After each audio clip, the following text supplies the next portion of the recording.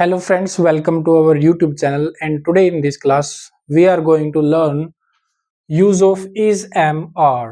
ठीक है। एंड जो is am are क्या है अपनी प्रेजेंट फॉर्म है। आज हम इसका सिर्फ एक यूज सीखेंगे एज ए लिंकिंग वर्ब। ठीक है। हम इसको यूज तो डिफरेंट वे में कर सकते हैं। हम लाइक प्रोग्रेसिव टेंस में, प्रेजेंट प्रोग्रेसिव टेंस में इसका यूज कर सकते हैं। ठीक है। हम इसका यूज फ्यूचर बताने के लिए भी कर सकते हैं, बट जो आज हम यहाँ पे करने जा रहे हैं वो क्या है, use of is am are as a linking verb. ठीक है। लिंकिंग वर्ब का मतलब क्या है, ये सब्जेक्ट को किससे लिंक करेगी, या तो एडजेक्टिव से लिंक करेगी या नाउन से लिंक करेगी। ठीक है। अब जब हम इसको इज एम आर को as a linking verb use करते हैं तो ये सेंटेंसेस अपने नॉन एक्शन होंगे, यानी कि इन सेंटेंसेस में कोई भी एक्शन परफॉर्म नहीं किया जाएगा। ठीक है।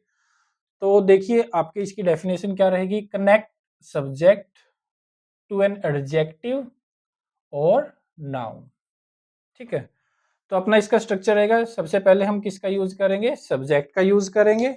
उसके बाद हम क्या यूज करेंगे, इज एम आर, और उसके बाद एडजेक्टिव या नाउन। सब्जेक्ट कौन सा, मीन्स जिसको डिस्क्राइब किया जाएगा। ठीक है। और डिस्क्राइब करने के लिए किसका यूज करेंगे हम, या तो एडजेक्टिव का यूज करेंगे यानी उसकी क्वालिटी बताएंगे। ठीक है। या फिर नाउन का यूज करेंगे यानी उसका प्रोफेशन बता सकते हैं। ठीक है। तो अब देखिए अपने पास we have three is am are, ये है क्या, जैसे जो अपनी एक बी फॉर्म है। ठीक है। उसकी जो प्रेजेंट फॉर्म यानी जो फर्स्ट फॉर्म में है, अपने पास तीन आती हैं, वो एक इज होती है, दूसरी एम और तीसरी क्या होती है, आर होती है। तो हम एक एक करके इसका यूज देखो। सबसे पहले हम एम को किसके साथ यूज करेंगे, एम को यूज करेंगे हम आई के साथ। किसके साथ यूज करेंगे, आई के साथ। आई क्या है अपना, फर्स्ट पर्सन। क्या है ये, फर्स्ट पर्सन प्रोनाउन है। कौन सा है, फर्स्ट पर्सन प्रोनाउन। तो इसके साथ हम किसका यूज करेंगे, एम का यूज करेंगे। और फर्स्ट पर्सन में भी ये कौन सा है, सिंगुलर है। क्या है, सिंगुलर है अपने पास। समझ में आया तो लिख लेना, शायद आपको ये दिखाई ना दे। तो I is first person singular, इसके साथ हम क्या यूज करेंगे, एम का यूज करेंगे। इज का यूज हम किसके साथ करेंगे, थर्ड पर्सन सिंगुलर के साथ। देखिए अपने पास तीन पर्सन है। ठीक है। जो स्पीकर है, एक तो बोलने वाला, जिस बोलने वाले अपने पास दो हो सकते हैं, एक आई और दूसरा वी। जो आई है वो सिंगुलर है और वी क्या है अपना, प्लूरल है, यानी बोलने वाला एक भी हो सकता है और एक से ज्यादा भी हो सकते हैं। ठीक है। फिर दूसरा है लिसनर। वो क्या है अपना, यू, यानी ये फर्स्ट पर्सन है। लिसनर कौन सा अपना, सेकंड पर्सन। और यू एक ऐसा प्रोनाउन है, ठीक है, मॉडर्न इंग्लिश में यही अपना सिंगुलर एक्ट करता है और यही अपना क्या होता है, प्लूरल होता है। तो इसके साथ हमेशा किसका यूज करेंगे, एज ए प्लूरल है तो ये क्या है, आर है। ठीक है। फिर आता है, यानी जिसके बारे में बात चली हुई है ना, कहने का मतलब ना तो वो स्पीकर है ना ही वो लिसनर है। कहने का मतलब है कि आई वी और यू को छोड़ के कोई भी प्रोनाउन या कोई भी नाउन हो, वो क्या होगा अपना, थर्ड पर्सन होगा। और हमें ये याद रखना है कि इसका यूज थर्ड पर्सन होने के साथ साथ वो क्या होना चाहिए, सिंगुलर होना चाहिए। ठीक है। जैसे मैं यहाँ पे किसी का नाम लिख देता हूँ, मोहन लिख दिया मैंने। ठीक है। अब ये कौन सा पर्सन है, देखो ना तो ये आई है ना ही वी है और ना ही यू। इट मीन्स ये कौन सा, थर्ड पर्सन है, और थर्ड पर्सन में भी क्या है, ये सिंगुलर है। ठीक है। मैंने लिख दिया यहाँ पे पेन। पेन भी क्या है, ना तो आई है ना वी है और ना यू है, तो इट मीन्स क्या, ये थर्ड पर्सन है और क्या है, सिंगुलर। और एस लगने से ये क्या बन जाएगा, प्लूरल। तो ध्यान रखना हमें कि हमें जो इज का यूज है वो थर्ड पर्सन सिंगुलर के साथ यूज करना है। ठीक है। और प्लूरल के साथ हम किसका यूज करेंगे, आर। ठीक है। कौन से प्लूरल भाई, चाहे वो फर्स्ट पर्सन प्लूरल हो, चाहे वो सेकंड पर्सन प्लूरल हो, चाहे वो थर्ड पर्सन प्लूरल हो, सभी के साथ हम किसका यूज करेंगे, आर का यूज करेंगे। ठीक है। तो अब देखिए जो अपना ये सेंटेंस स्ट्रक्चर हमने यहाँ पे लिखा है, ठीक है, subject plus is am are plus adjective plus noun. ठीक है। बेसिक सेंटेंस स्ट्रक्चर है, यानी इसमें क्या हो सकते हैं, बदलाव हो सकते हैं सेंटेंस के अकॉर्डिंग। यहाँ पे नोट लग सकता है, इसको हम इंटेरोगेटिव बना सकते हैं। अब देखिए जो इसका यूज है, हम क्या चीजें बताने के लिए करते हैं इस स्ट्रक्चर का यूज। तो किसी की करंट स्टेट बता सकते हैं, ही इज फीलिंग हैप्पी और सैड जैसा है वो।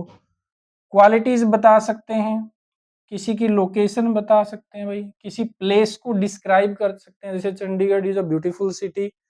आइडेंटिफिकेशन ऑफ थिंग्स, किसी वस्तु की पहचान को बता सकते हैं, जैसे दिस इज अ पेन। ठीक है, कोई बच्चा है, उसने अभी अभी चीजों को सीखना शुरू किया तो उसको नहीं पता होता, तो उसको चीजें आइडेंटिफाई करना स्टार्टिंग में सिखाया जाता है कि बच्चे ये चीज ये है। ठीक है, फ्लावर्स को आइडेंटिफाई करते हैं, so that is in case of identification.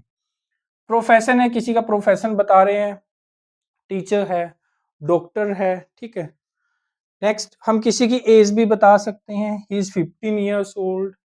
ठीक है, then nationality, he is Indian. तो हम इन चीजों को डिस्क्राइब करने के लिए किसका यूज करेंगे, इज एम आर का। और कौन से टाइम की बात करेंगे हम, प्रेजेंट टाइम की बात करेंगे, ना कि पास्ट की, इज एम आर से। ठीक है, अब एग्जाम्पल देखिए आगे।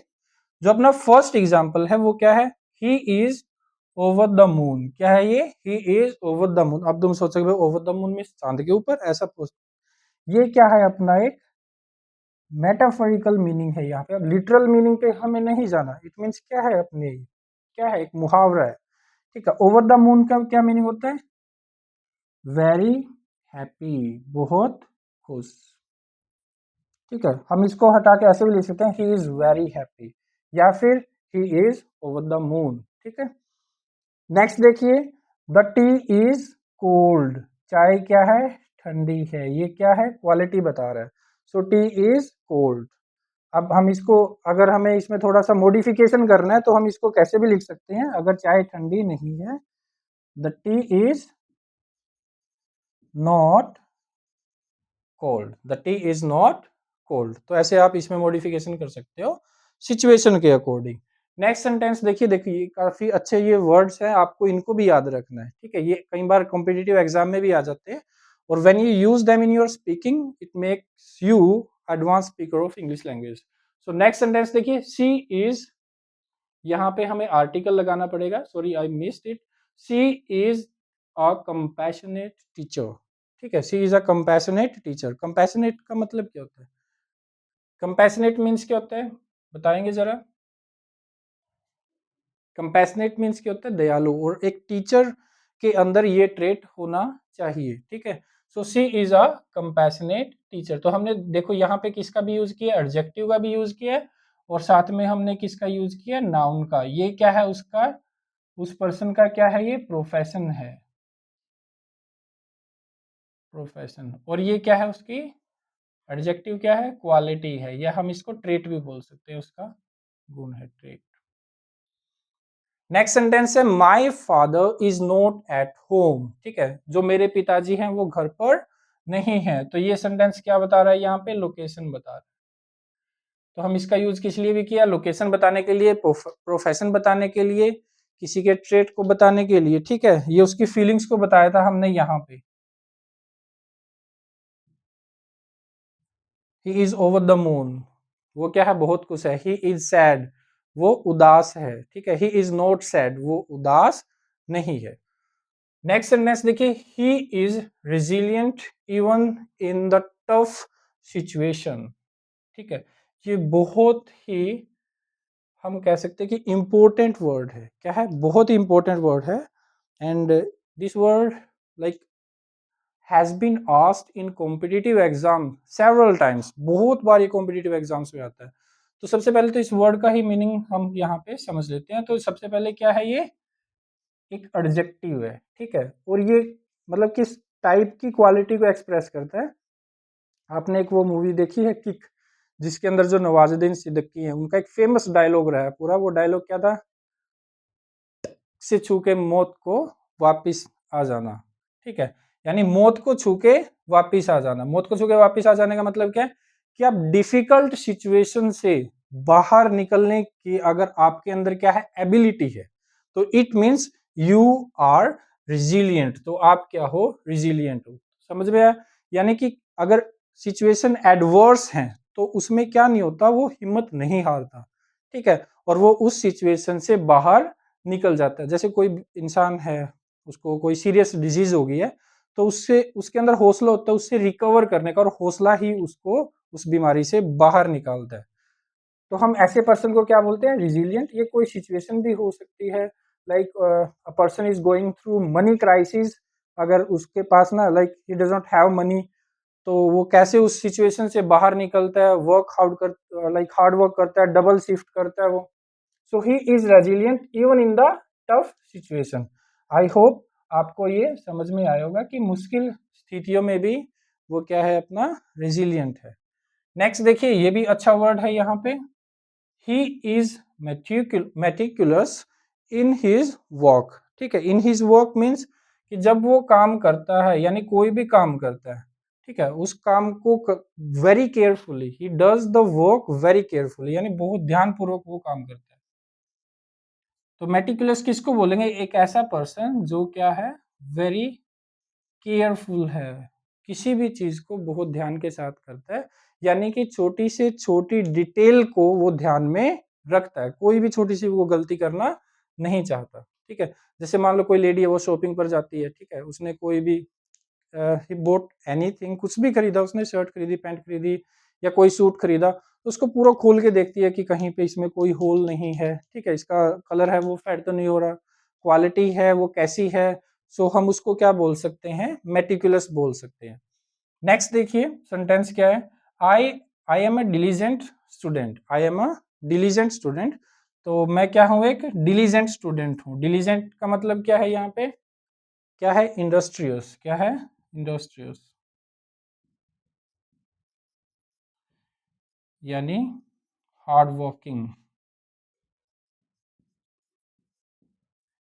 यानी कि वो क्या है? कड़ी परिश्रम करने वाला विद्यार्थी, यानी I am a diligent student. अगर कोई नहीं है तो I am not a diligent student. Next क्या है अपना? देखिए, they are exhausted, they are exhausted. Exhausted means very tired. क्या होता है ये? वेरी टायर्ड, बहुत थके हुए होना। देखो ये ऐसे वर्ड हैं, ठीक है, जिनके साथ हम क्या नहीं यूज कर सकते? वेरी का यूज नहीं कर सकते, ठीक है, क्योंकि जो इनके अंदर ये सेंस है ऑलरेडी होती है, अदरवाइज तो हम टायर्ड का यूज करते हैं। ठीक है, नेक्स्ट देखिए, माई mother is resourceful. My mother is resourceful, ये भी एक अच्छा एडजेक्टिव है। रिसोर्सफुल का मतलब एक ऐसा पर्सन जिसके पास he has solution of almost every problem. ठीक है, हर एक प्रॉब्लम का उसके पास क्या है? सोल्यूशन है। तो हम उस इंसान को क्या बोलेंगे? रिसोर्सफुल बोलते हैं। ठीक है, अगर आप लाइक उससे कोई एडवाइस मांगते हो कि भाई मैं इस सिचुएशन से कैसे बाहर निकलूं, तो उसके पास बहुत सारे आइडियाज होंगे आपको बताने के लिए। ठीक है, my mother is resourceful, negative बनेगा my mother is not resourceful. अब ये देखो, आइडेंटिफिकेशन की बात आ गई कि बुक्स को आइडेंटिफाई किया उसने कि ये मेरी किताबें हैं। So these are my books, these are my books. अगर आई हमने इसमें नहीं का यूज करना है तो कैसे यूज करेंगे? These are not my books. Next देखो, he is stubborn. Stubborn means क्या? आजकल के बच्चे क्या होते जा रहे हैं? काफी जिद्दी होते जा रहे हैं। क्या होते जा रहे हैं? वो जिद्दी होते। तो उनको हम डिस्क्राइब करने के लिए किस वर्ड का यूज करेंगे? स्टबर्न का। ही इज स्टबर्न। अब देखो, नोट वाला स्ट्रक्चर भी मैं यहाँ पे लिख देता हूँ, अगर आपको बनाना है। Subject plus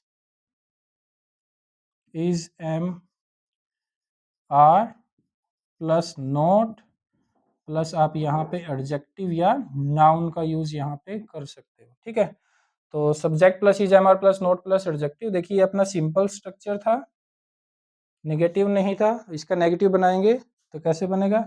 he is not stubborn. ठीक है, वो जिद्दी नहीं है। He is a good student, he is not a good student. और जितने भी देख रहे हैं, I think, not I think, actually they are good students. और गुड स्टूडेंट होने के नाते आपने स्ट्रक्चर को याद करना है। इन वर्ड्स को with spelling and with meaning आपने याद करना है, एंड कमेंट बॉक्स के अंदर आपने इन वर्ड से अपना एक सेंटेंस बना के लिखना है। Okay, alright, thank you for watching and have a great day.